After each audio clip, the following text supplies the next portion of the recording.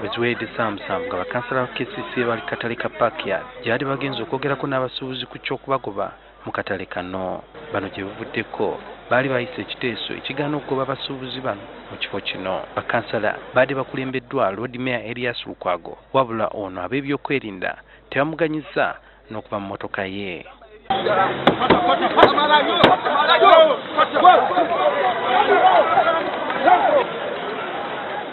Yo poliisi ebadde eyiwiddwa wano mu Bungi era abaddewo okwanyisiganya ebigambo okw'amaanyi wakati wa bakansala abadde bagaaniddwa okuyingira akatale kano ne poliisi. Waliwo omusajja abadde mu ngoye ezaaleeya abadde akutte omuggo alabiddwako ng'atiisatiisa bakansala ekiviiriddeko abamu okuva mu mbeera.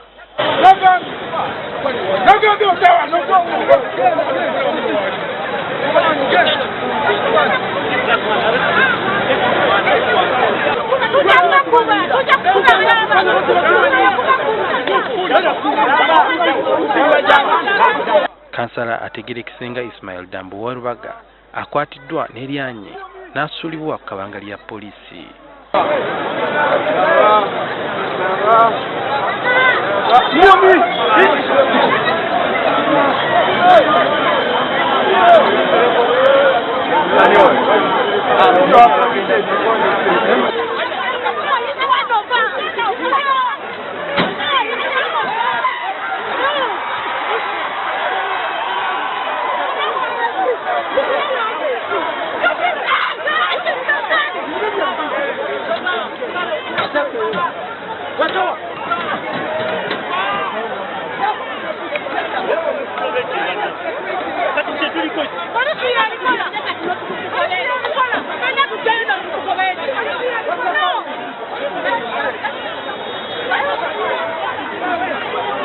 Embeera eno erese bakansala banne nga beemulugunya.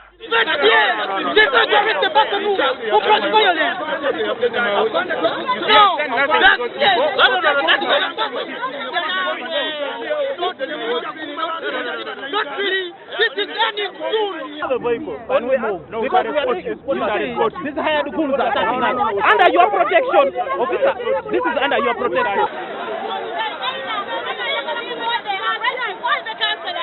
All the councillors are supposed to be arrested if he is not released. Honorable Damba. Bakansala ba KCCA mu kaseera kano basazeewo okugenda ku poliisi ya CPS gye batutte munnaabwe oluvannyuma lw'okukwatibwa wano ku Parkyard. Mu kaseera kano poliisi eyongedde okuyiwawo mu bungi abasirikale baayo ogenda mu maaso n'okukuuma ssaako n'okuteekawo obutebenkevu wano katale ka Parkyard. Olutalo luno terukomye wano kubanga poliisi ya CPS nawo wabaddewo okulanagana wakati w'abasirikale ba poliisi ne bakansala ali bagenze okununula munnaabwe wabula oluvannyuma embeereze mu nteeko.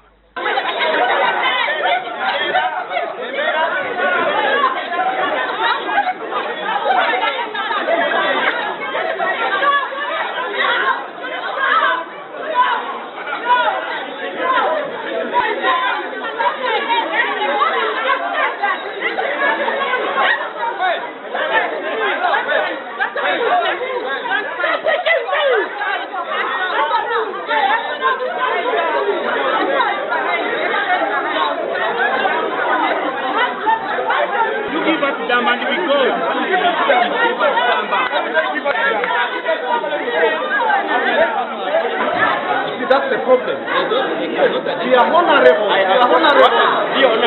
I've talked to Kempi.